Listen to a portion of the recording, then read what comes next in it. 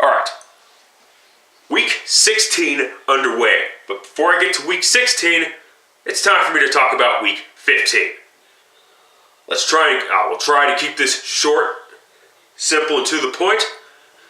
Let's go, because I don't have time for this bullshit.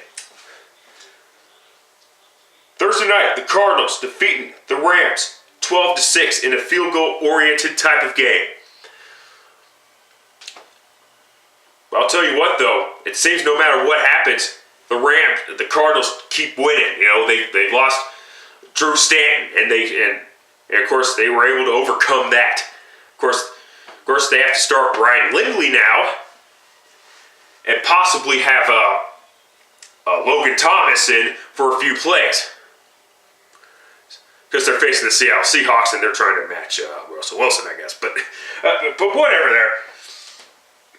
But like I said, it seems no matter what, the Cardinals seems to find ways to win. I mean, they've been really injury-ridden this year. Losing Carson Palmer, of course. Losing Andre Ellington. And losing Tyrann Mathieu. Of course, he's going to be back for the Seahawks game this coming week.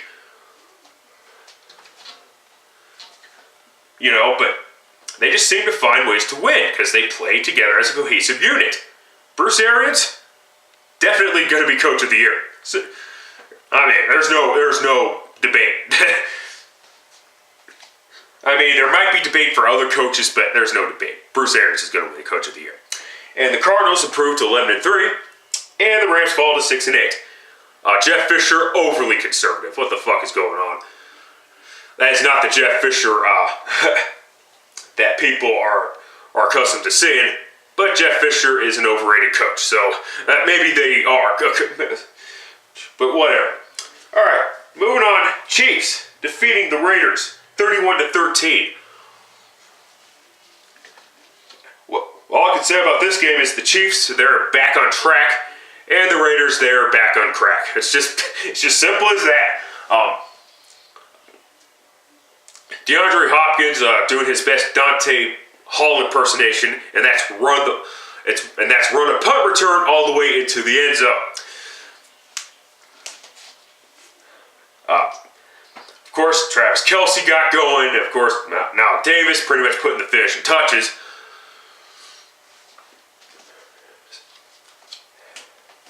Still some concerns with that Chiefs wide receiving core. They still don't have a touchdown. That's going to be that's going to be an issue, especially facing Pittsburgh. And of course, Todd Haley is going to be wanting revenge against Kansas City for the way that shit went down back in 2011. But the Chiefs improved to 8-6, and the Raiders fall to 2-12. Patriots defeating the Dolphins 41-13. Rob Gronkowski got going, of course. Julian Edelman got going, and of course, the Patriots defense shut down the Dolphins passing game and everything else. You know, pretty much winning in boring fashion. And of course, Patriots getting another home win. They're 16th in a row against a division opponent as far as home games are concerned. There's a lot of home game. There's a lot of home records not home records, but you know what I mean. Patriots improved 11-3. Dolphins are 7-7 and in trouble again at this time of year. Imagine that. All right, Giants defeating the Redskins 24-13. Odell Beckham Jr. 3 touchdown catches. Robert Griffin III had a touchdown, and then it was reversed because he did fumble the ball and then did not maintain possession as soon as he got out of bounds. Of course, another turnover for Robert Griffin III, which ended the half, and that set off Santana Moss. Now arguing using very bad language, according to Jeff Triplett. And then he went after another official, and then he was tossed for the rest of the game. Kind of sad when that was the most entertaining part of the game. Besides Odell Beckham Jr., of course. Just out of character for Santana Moss. He's usually a better player than that, or a better professional than that. And it just speaks volumes of how frustrating the Redskins season has been going for them, I guess. It is what it is. Other than that, nothing happened. Bengals defeat the Browns 30-0 in Johnny Manziel's debut. What did everyone think was going to happen? We should have known Johnny Manziel was going to suck in this game. You were facing. First off, Johnny didn't have enough reps. You know.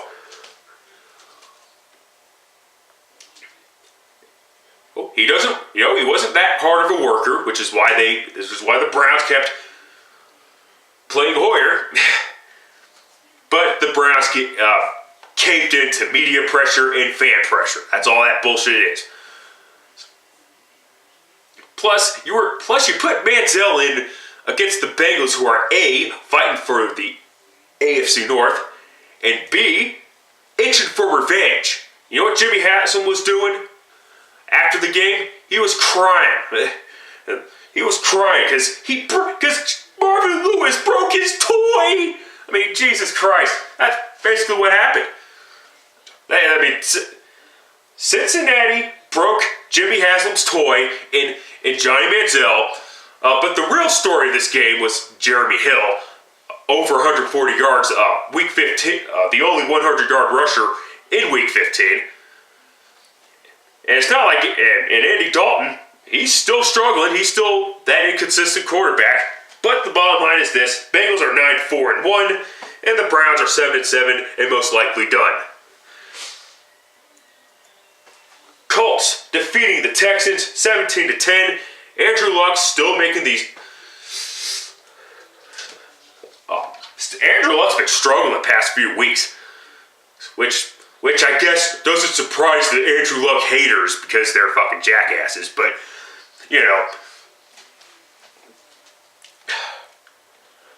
Andrew Luck throwing his third interception, his third pick six, and the Texans recording their fourth pick six defensively.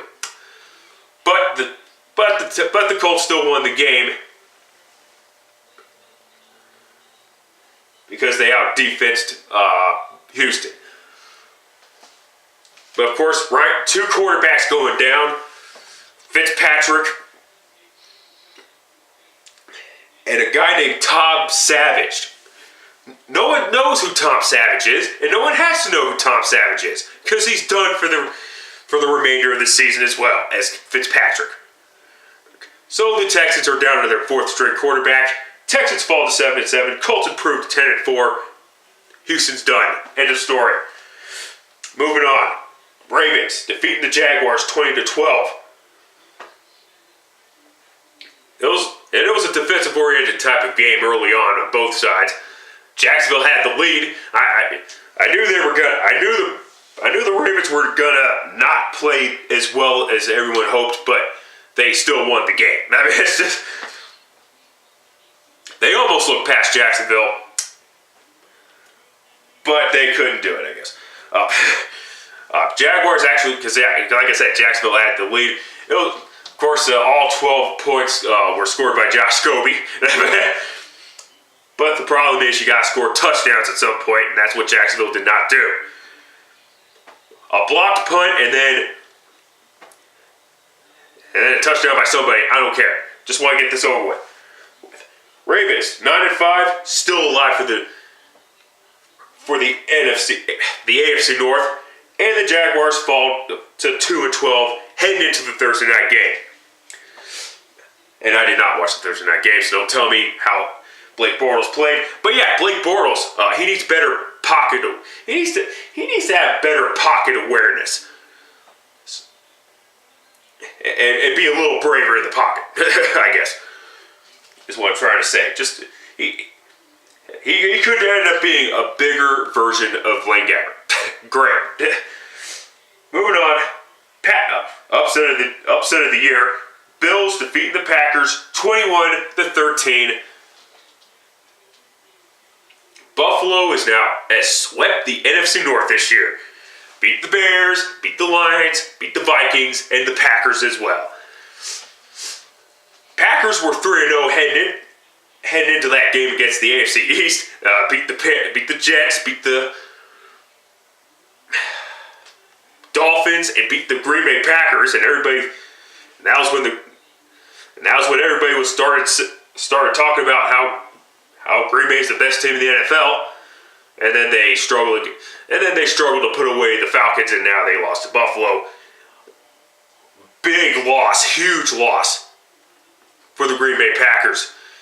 They fall to 0-6 all time at Ralph Wilson Stadium. How about Buffalo's defense? Fierce defense. I mean, Kyle Orton, which is nothing new, but Kyle Orton having his defense winning games. I mean, Orton's not playing bad, but he's not playing great either, you know? That's been the story of his career in Chicago, I mean, as well, you know? Here's my thing. If if you take Jay Cutler, his immense arm talent and everything else, with Kyle Orton's intangibles, or whatever the fuck you want to call them, and you put those together, you have a guy like Drew Brees, Aaron Rodgers, or some type of shit. Yeah. Or at least that's what everybody's trying to was trying to trump Jay Cutler to be, or whatever.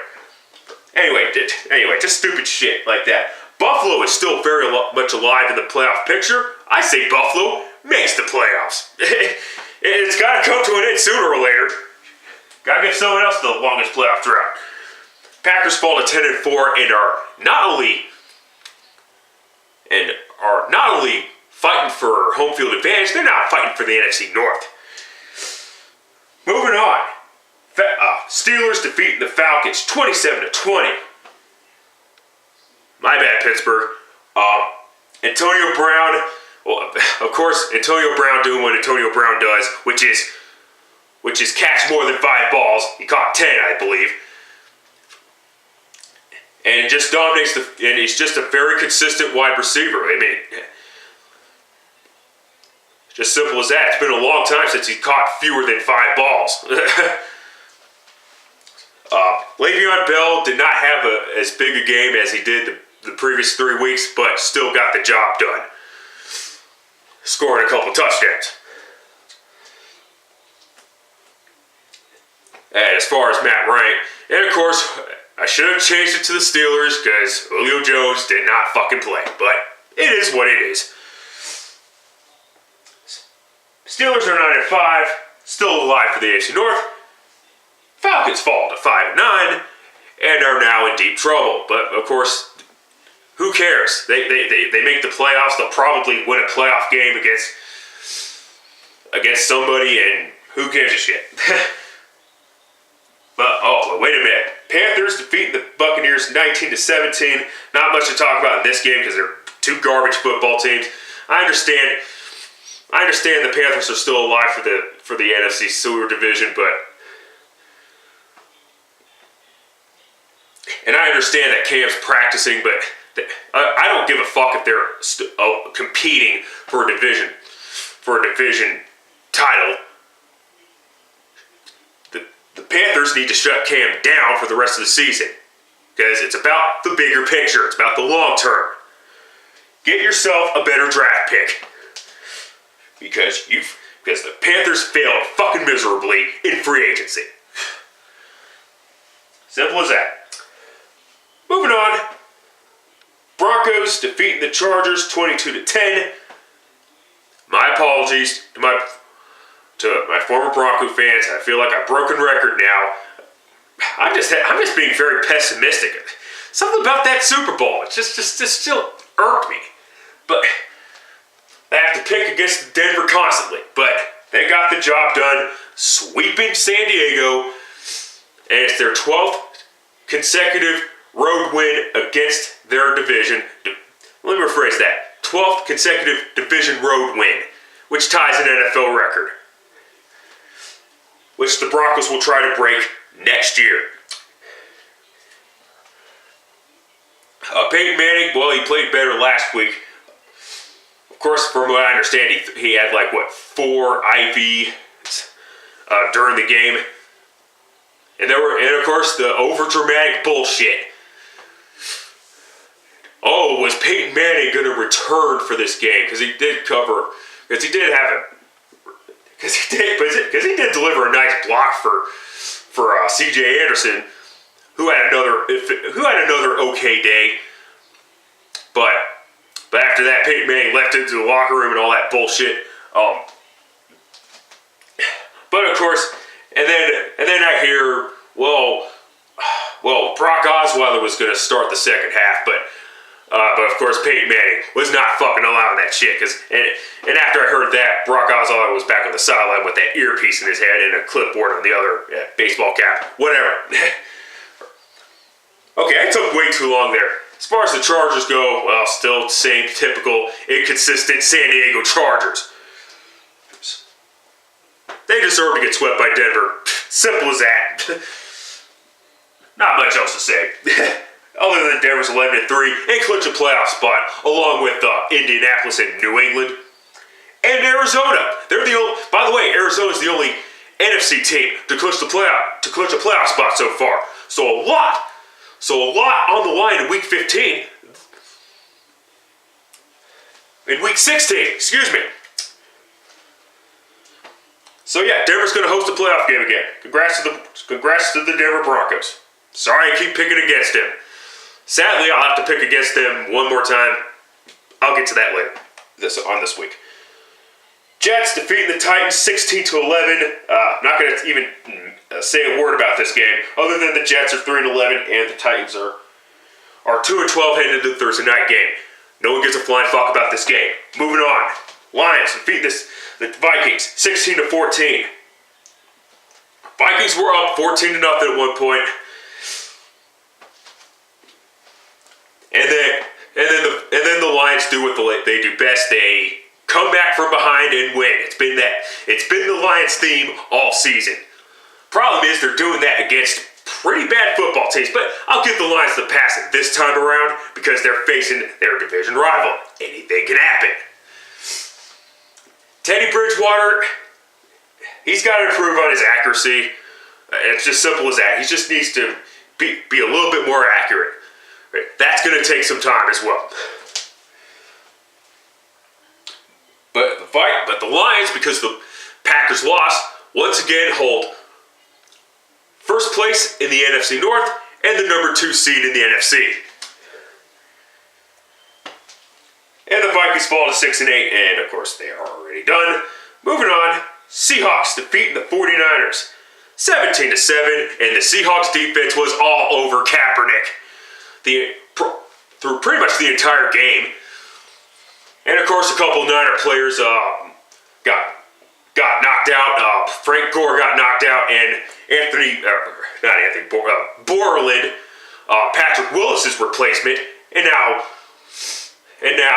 Borland is not going to play another game this year. And now the Niners are injury depleted as well. But you know what? So are the Cardinals, and the Cardinals are playing more as a cohesive unit. And I'm starting to believe now that Jim Harbaugh is going to be done in San Francisco. The Niners can't make the playoffs. They're not, a very disappointing season for the Niners. It's not like their defense is still playing bad. Their defense is still playing pretty good. Kaepernick's just got to start. He cannot make a second read. Like, what the fuck? This was supposed to be the year for Kaepernick to do that. And he hasn't done it. But like I said, that's because the Seahawks defense was doing its fucking job. Get the fuck out of here. They've been red hot as of late. So yeah, I look at that as more of a great defensive performance by Seattle than a bad performance by Colin Kaepernick. Although Kaepernick could be playing a hell of a lot better. No excuses. All right, Cowboys defeating the Eagles 38-27, and this was a bad.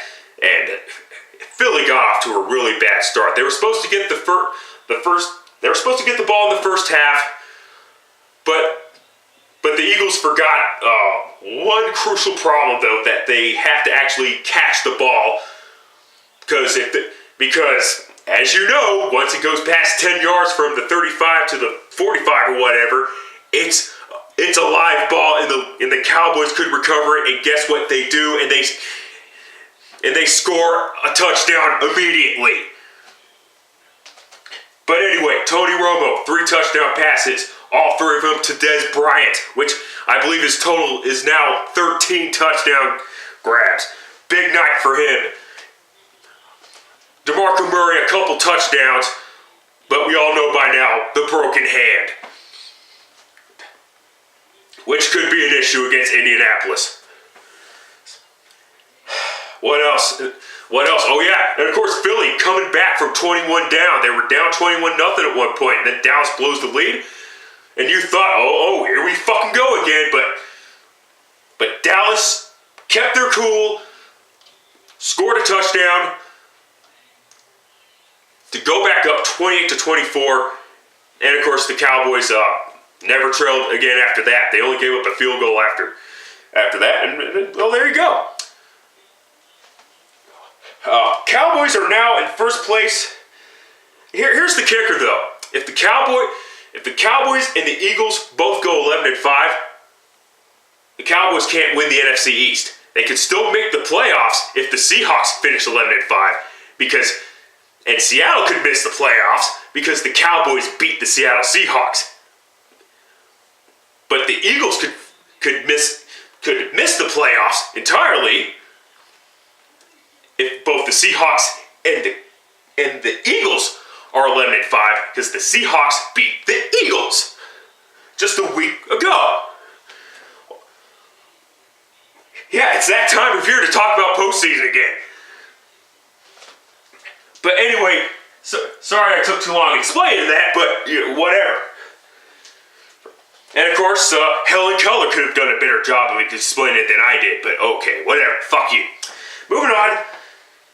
Saints defeating the Bears 31-15. It was really 31-0, but because those 15 points came when it was too little, too late. And now Jay Cutler is benched, done for the rest of the season. Not because of injury, but because of his struggles. And the media just making excuses, afraid to tell them. Cutler played like shit the entire year. Of course, the Bears team in general played like shit. Brandon Marshall, yeah, he showed up at times, but he was more focused on inside the NFL than he was on the Bears season. The Bears defense played like utter shit. Man, let me tell you something. You know what happened this year? The defenses caught on to Mark Trestman's play calling, which is nothing but pass, run a few times, and then pass. You know, it seems every fucking time Jay Cutler is in a situation, it seems every time Jay Cutler is, let me rephrase that. Let's start over. It just seems that every time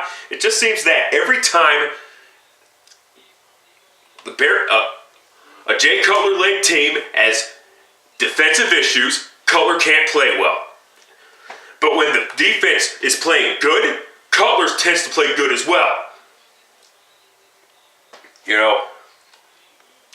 But the thing is, Cutler's just been inconsistent this year. He's been playing like shit. 24 turnovers, 18 interceptions. Sure, he's got a shitload of touchdowns, but most of those touchdowns were due to garbage time this year. Let's call it what it is. He's just not that good enough. I mean, I hate to say it, but Tony Romo's better than Jay Cutler. I mean, it's just simple as that. I don't like how the media's. I don't like the stupid reasoning behind the criticism of Cutler. Oh, but he's not a leader and blah blah blah. Well, what the fuck is that? Just call it what it is. He stinks this year. But that falls on the general manager, Phil Emery, who should have never. I understand Lovie Smith's Buccaneers are playing like shit. It is what it is, and of course and that's partly his fault for the shitstorms that he created. That being said, with Lovie Smith, the Bears had an identity.